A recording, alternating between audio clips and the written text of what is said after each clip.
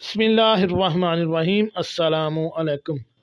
दीनी मिसाल में खुश आमदीद करता हूँ।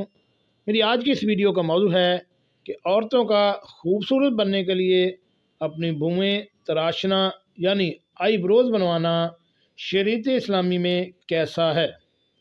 इसकी मुकम्मल तफसीलात हम इस वीडियो में आपको बताते हैं।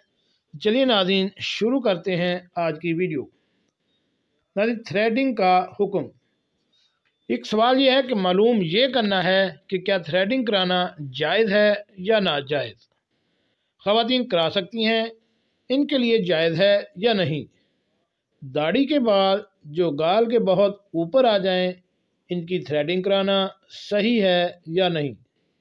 जवाब अनाज करके शुक्रिया का मौका दिया जाए।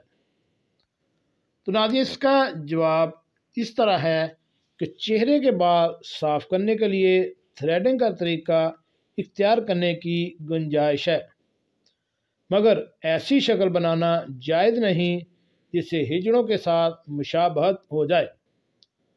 अगर ख़वातीन की आबरूओं के बाल इस कदर बढ़ जाएं जिसकी वजह से मर्दों से मुशाबहत हो, तो ऐसी सूरत में इन्हें कम करने की गुंजाइश है।